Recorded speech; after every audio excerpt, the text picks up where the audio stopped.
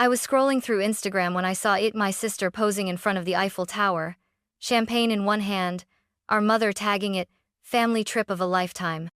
I stared at the photo, my thumb frozen mid-scroll. Because it was my grandma's birthday. And no one had mentioned her, no post, no text, no seat on that luxury flight. I called her. No answer. I called again. Still nothing. So I drove. 6 hours through the night, heart pounding louder with every mile. When I arrived, her house was silent. She sat by the window, a tiny figure wrapped in a faded cardigan, a cake beside her untouched. She turned to me slowly and whispered, "Is today special?" And in that moment, something in me broke. Because what I uncovered next was worse than silence. It was betrayal. I didn't grow up in a cruel home, just one where people forgot things that didn't shine. In my family, appearance was everything. Mom always said, "We're Carters. We look good, we move up, we never look back." That mantra was stitched into our dinner napkins, our holiday cards, even the captions beneath our filtered smiles online. And in those curated frames, my grandma rarely appeared. She wasn't glamorous. She wore orthopedic shoes and mismatched sweaters. She smelled of lavender and Vicks. But to me, she was the only real thing in our lives. Growing up, while my parents juggled clients and curated content, I spent afternoons in her garden, chasing butterflies and learning how to listen. Not just with ears, but with presence. Grandma never interrupted, never judged. She made silence feel full. She'd say, "Eliana, people forget words, but they remember how you make them feel. Make people feel seen." She made me feel seen. And so, I remembered. I remembered her hands shaping cookie dough with soft determination, her cracked voice humming 60s love songs while pruning rose bushes. I remembered the time I fell off my bike and scraped my knee, how she didn't panic or scold, just brought out a cold cloth and whispered, "Even petals bleed sometimes." Meanwhile, my mom ran a beauty brand, and my dad invested in resorts. They were always busy. "Not now," was their most used phrase. And Bellamy, older sister, she mastered the art of being adored. Cheer captain, skincare influencer, featured in digital campaigns with pastel fonts and fake freckles. She never had to ask for attention. It came to her like bees to sugar. I was always too much, or too quiet, or too emotional. I talked about things that didn't photograph well: loneliness, grief, memories that didn't sparkle. So I learned to tuck those parts of me away. But Grandma never asked me to. She remembered my birthday every year, even when no one else did. She mailed handwritten cards, always adding something personal like, "Keep writing, you have your grandfather's hands." I didn't have the heart to tell her no one at home ever talked about Grandpa. He passed away when I was 8, and from that moment, it was like his memory was banned. Grandma, too, slowly became part of the background, until she wasn't even part of the room. The last Christmas we all spent together, she gave Bella a handmade quilt and got a tight smile in return. Mom whispered later that evening, "It's sweet, but kind of outdated, isn't it?" But I saw the way Grandma folded her hands in her lap, nodding as if she agreed. That was the night I realized she was beginning to disappear, not because her memory was fading, but because everyone had stopped looking at her. So when I saw that Instagram post from Paris, I didn't just see a family trip. I saw the final unraveling of a thread that had been weakening for years. And I knew if I didn't hold on to it now, there'd be nothing left. Not of her. Not of us. I didn't plan to open Instagram that morning. I was just grabbing my phone to check my email. But muscle memory betrayed me. One swipe, one tap, and there it was. Paris. The Eiffel Tower bathed in golden morning light. My sister Bella posing in a silk dress, hand on hip, captioned, "Birthday week in Paris with the fam, Carter legacy, grateful." Below it, a carousel of polished images: mom in designer heels at a rooftop brunch, dad sipping wine at a 5-star hotel, Bella holding 2 croissants like they were crowns. The likes climbed into the thousands. The comments were full of envy and admiration. Your family is perfect. So inspiring. Dream life. Adopt me plus. I scrolled back to the top, blinking. Birthday week. But not Bella's birthday. It was Grandma's. Today, I checked the date again just to be sure. February 19th. The date I'd circled in my calendar, set reminders for, planned to call later in the afternoon after class. She turned 79 today. And they were in Paris. No mention, no post, not even a story of her blowing out candles from afar. Just Eiffel Tower angles and Bella's new skincare line in soft focus filters. My hands trembled. I texted Mom. Did you do something for Grandma today? Seen? No reply. I called. Straight to voicemail. I called again. This time, Dad picked up, his voice clipped. Eliana? We're a little busy right now. I know, I said, trying to keep calm. It's Grandma's birthday. Is she with you guys? Silence. Then.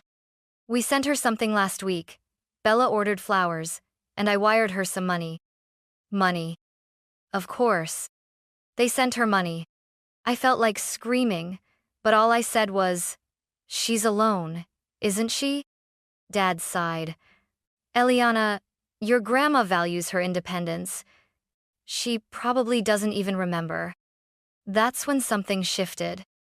A quiet fury, hot and sharp. Because even if her memory was slipping, that didn't make her disposable. That didn't give them the right to abandon her on her birthday while sipping champagne in another country. I ended the call. Then I packed a weekend bag, filled my tank, and started the 6-hour drive to her house. I didn't tell anyone. I didn't post a story. I didn't ask for applause. I just drove. The highway stretched out like a question I wasn't ready to answer. Was she okay? Did she think they forgot? Had she waited all morning? As dusk fell and her neighborhood came into view, a strange sense of dread tightened in my chest. Her front porch light was on, the curtains pulled halfway. And there through the window I saw her. A single slice of cake sat untouched on the table. She was sitting beside it, facing the window. Not eating. Not watching TV. Just staring.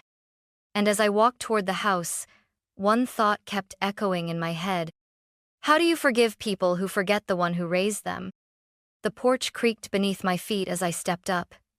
The evening light spilled soft shadows across the wooden panels, and for a second, I just stood there, hand hovering over the doorknob, heart pounding like I was about to break bad news to someone who didn't even know she needed it. The door was unlocked. I pushed it open gently. Grandma? I called out, careful not to startle her. She didn't respond. She was still sitting by the window, her hands folded neatly in her lap. The cake, small, store-bought, barely frosted, sat on a chipped plate beside her, a single candle pushed in the middle but never lit. Grandma, I said again, stepping closer, forcing a smile. It's me, Eliana. This time, she turned. Her eyes, still the same soft hazel I'd known my whole life, flickered with recognition. Eliana, she whispered. Oh, you came. I kneeled beside her and gently took her hand. It was cold, her fingers thinner than I remembered. I came for your birthday, I said, trying to inject some cheer into my voice. We were supposed to have cake, remember? She looked at the cake, then back at me. Is today special? She asked softly. I felt my throat close. It's your birthday, Grandma, I said, forcing a smile that nearly cracked. You're 79 today.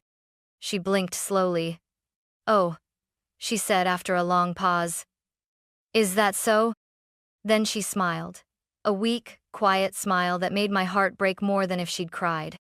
I must have made that cake for someone then, she said, almost to herself. My chest tightened. You made it for yourself, I whispered, because no one else did. She nodded faintly, still not fully connecting the pieces. I helped her to the kitchen table, set 2 plates, lit the candle, even though she didn't remember why. We sat in silence, cutting into the cake. The frosting was lopsided. The inside was a little dry, but it was perfect. Because she had made it, alone. She looked up once, midway through chewing, and asked, "Did Bella call?" I shook my head. "Oh," she said. No surprise, no anger. Just that same faint nod, the kind you give when you've learned to expect very little. I wanted to scream. To shake the phone at my sister's face. To post a picture of this moment, a frail woman in a worn-out sweater, sitting in a quiet kitchen with one flickering candle and no audience. But I didn't. I just held Grandma's hand.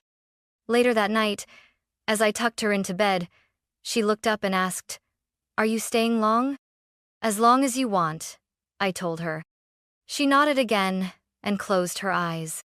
And as I sat beside her in the dark, one thing became clear. This wasn't just about a forgotten birthday. It was about something deeper, a quiet erasure of a woman who once held the family together. A woman now treated like clutter in the attic of their lives. And I was the only one who noticed. The next morning, Grandma was humming softly to herself as she watered the same spot in her garden over and over. It was February. The soil was cold and dry, the plants long gone for winter. But she kept pouring. "Eliana, the lavender's looking thin this year," she murmured, gaze unfocused. I didn't correct her. There hadn't been lavender in that corner since fall. Instead, I brought her inside and made tea mint, her favorite. She held the cup in both hands like it was the only warm thing left in the world.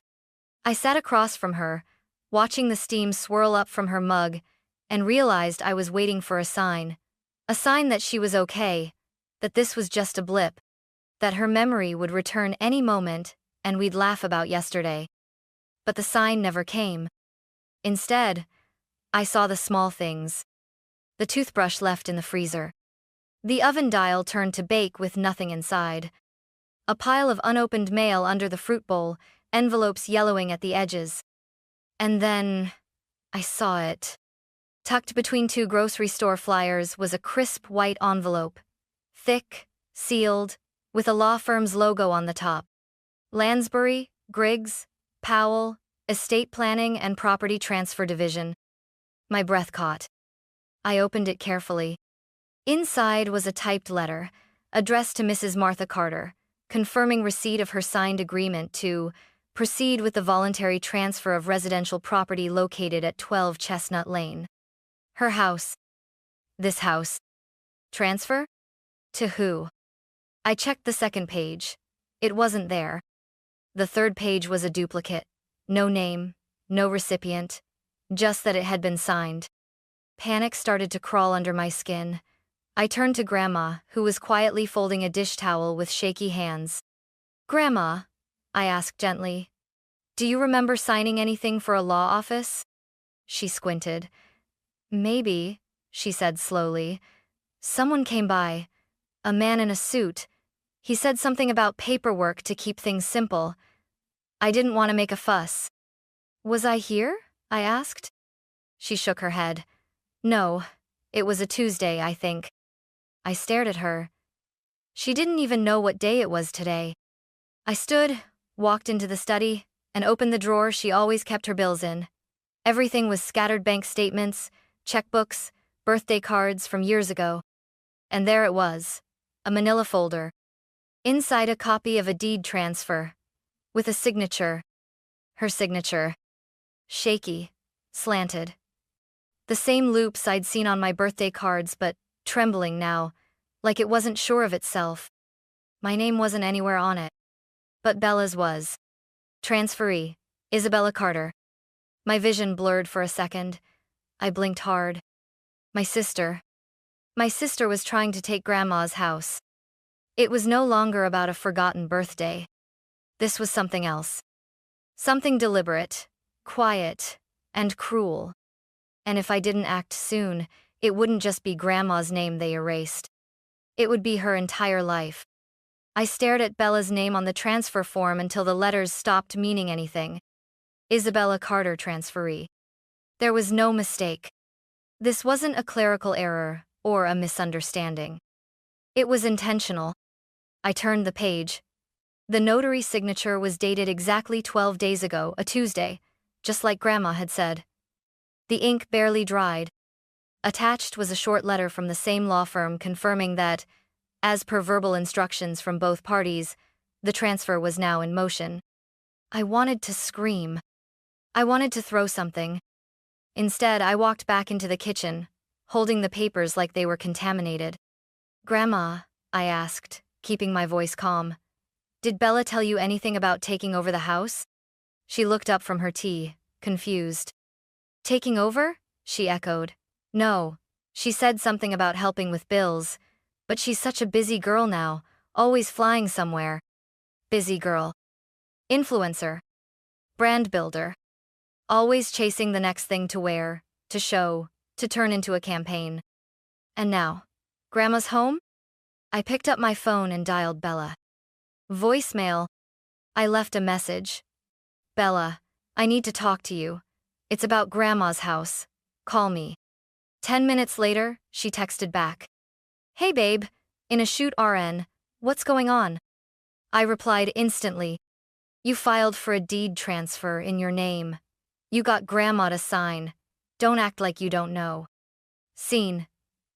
No response. Then. I didn't force her. She agreed. She said she didn't want the hassle of owning alone anymore. "I'm taking care of things." I almost laughed out loud. Taking care? Bella hadn't visited Grandma in over 5 months. She once sent a cleaning crew as a surprise gift, and then posted the whole thing to TikTok like a charity drive. I typed, "She has memory issues, Bella. She doesn't understand what she signed. You exploited that." The 3 dots appeared, then vanished. No reply. I wanted to call my parents, but I already knew what they'd say. "Bella's helping. It's still in the family. You're overreacting." But I wasn't. I could feel it in my bones, that same heat I'd felt when I saw the Paris photos. This wasn't just betrayal. It was theft disguised as convenience. I sat at the table, the copy of the deed spread out before me. Grandma shuffled into the room, her slippers soft on the tile. "Eliana," she said gently. "Did I do something wrong?" I looked up. "No," I said. "You didn't. Someone else did." She nodded slowly, not understanding, and touched my hair like she used to when I was little. That broke me. Right then, I made a silent vow. This house would not be taken. Not while she was still breathing. Not while I had anything to say about it. That night, I couldn't sleep. I lay on the old couch in Grandma's living room, surrounded by silence and the faint smell of chamomile and wood polish. Every creak of the house felt like it was asking me the same question. Are you going to let them get away with this? No. I wasn't. By morning, I had a plan. The first thing I did was call Dr. Lively, Grandma's longtime physician. He'd seen her just last month for a checkup. I explained the situation in a rush of panicked breath, and he grew quiet on the other end. "Eliana," he said carefully, "I can't tell you everything without consent, but I can tell you this. She's showing signs of moderate cognitive decline. It's documented." "Can you put that in writing?" I asked. "I'll get you a copy of her chart summary," he said. "And Eliana, good on you for stepping in." Next, I visited Mrs. Avery, the neighbor across the street. She and Grandma had shared garden clippings and gossip for 2 decades. When I asked if she remembered anyone visiting recently, she frowned. "2 young people," she said. "One was your sister, I think, dressed like she walked out of a magazine. The other some man in a suit. They were only there 20 minutes. Your grandma seemed confused." That was all I needed. That afternoon, I drafted a legal notice using a template I found through the university's online clinic. I filled in every blank: coercion, mental incapacity, undue influence, intent to void deed transfer. Then I attached the supporting documents. The deed with the shaky signature, the physician's note, my own written statement, Mrs. Avery's account.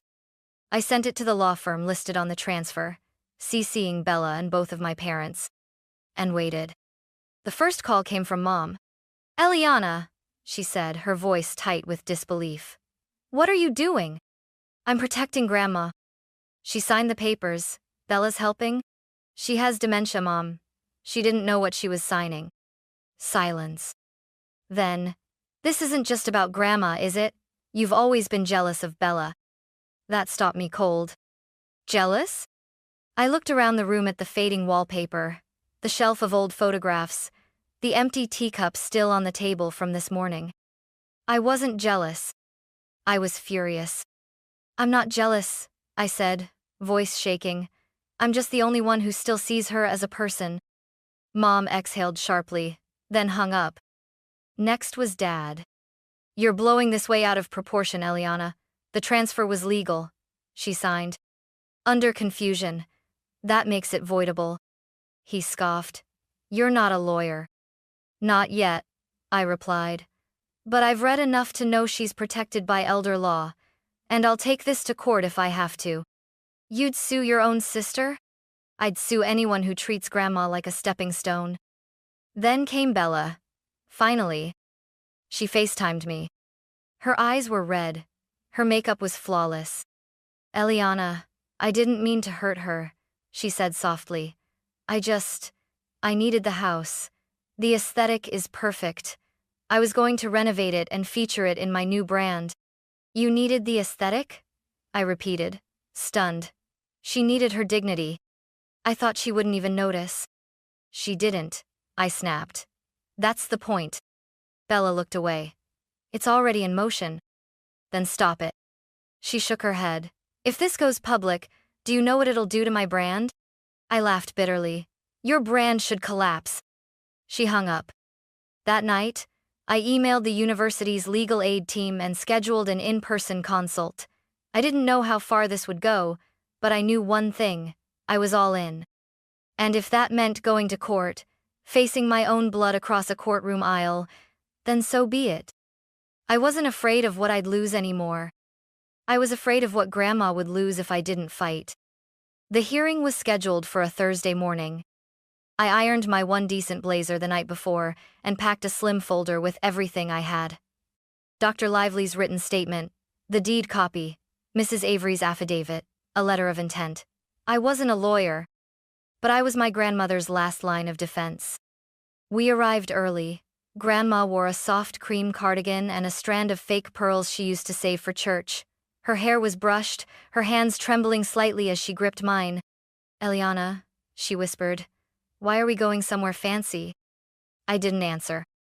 Because the truth was too heavy for her to carry. Inside the courtroom, everything smelled of polish and silence. The clerk called our names. I glanced across the aisle and saw them Mom, Dad, and Bella. Bella wouldn't meet my eyes. They brought a lawyer, a man in a blue-gray suit with expensive glasses and a voice like velvet dipped in oil. He spoke first. Your Honor, the transfer of property from Mrs. Martha Carter to Ms. Isabella Carter was legal, voluntary, and notarized. My clients acted in the best interest of the family, particularly given Ms. Carter's age and need for financial security.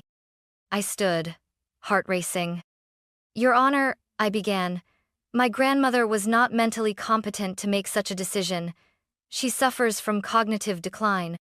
I have medical documentation and testimony from a neighbor who witnessed confusion on the day of signing. The judge, a woman in her early 60s with silver hair and a direct gaze, nodded slowly. Ms. Carter Elianato, you have evidence? I handed the file over. She flipped through it, page by page, then turned to Grandma. Mrs. Carter? The judge asked gently. Do you remember signing a deed to transfer your home to your granddaughter, Isabella? Grandma blinked. She looked around, then at me. I don't remember, she said softly. Bella gave me papers, but I thought they were bank stuff. I didn't know it was the house. Did anyone explain it to you? She shook her head. Did you feel pressured? A pause. Then, they said it was easier for everyone. I didn't want to be a burden. My chest twisted. Bella sank slightly in her seat. The judge turned to the opposing counsel. You claimed this was done with full understanding? Yes, Your Honor, the lawyer said. There was no medical evidence submitted to us before the signing. Because you never asked, I said. And because no one cared to check. The judge raised her hand, then lowered her gaze to the file again. After what felt like forever, she spoke. This court finds sufficient grounds to question the validity of the property transfer. Given the medical evidence of cognitive decline, the testimony provided, and the lack of informed consent, I declare the deed transfer null and void. She looked at me. And, until further review, I am granting Eliana Carter temporary guardianship of Mrs. Martha Carter. I heard my breath catch. Grandma squeezed my hand, not fully understanding, but smiling at my expression. Across the room, Bella looked stunned. Mom buried her face in her hands. Dad stared straight ahead, jaw clenched. But none of them said a word. Because the truth had spoken for itself. And this time, it had been loud enough. We returned home just before sunset. The front porch creaked the same way it always had, the paint still peeling near the mailbox. But that evening, it felt like something had shifted, not in the wood, not in the air, in me. This was no longer just Grandma's house. It was ours. I helped her out of the car and into the living room. She settled into her favorite armchair by the window, the one with the faded floral fabric and the cushion that leaned slightly to the left. Her eyes wandered toward the garden. The lavender's coming back, she whispered. There was no lavender yet. But I didn't correct her. Instead, I knelt beside her and said, "We'll plant some together this spring." She smiled, a full smile this time, one I hadn't seen in months. That night, I unpacked my bag and moved into the guest room, the same one I used to sleep in as a child during summer breaks. I brought over my books, my laptop, and a framed photo of Grandma and Grandpa that had always sat on my dorm shelf. I emailed my advisor to officially defer the semester. He replied within the hour. Take all the time you need. You've already passed the kind of test most people never face. In the days that followed, we settled into a quiet rhythm. Morning tea at 8 a.m. Watering imaginary flowers at 9. Stories at noon. Afternoon naps with the sun streaming through the lace curtains. Sometimes, she called me Helen, her late sister. Other times, Ruth, her childhood friend. Once, she looked straight at me and whispered, "James, you always kept your promises." That was Grandpa's name. I didn't correct her. I just took her hand and said, "I'm here." Because I was. Fully. Finally. The family never came back. No calls, no visits, just silence, carefully curated across their online lives. Bella's Instagram remained filled with pastel kitchens and faux Parisian cafes. Mom's page stayed polished. Dad's LinkedIn updated with a new partnership.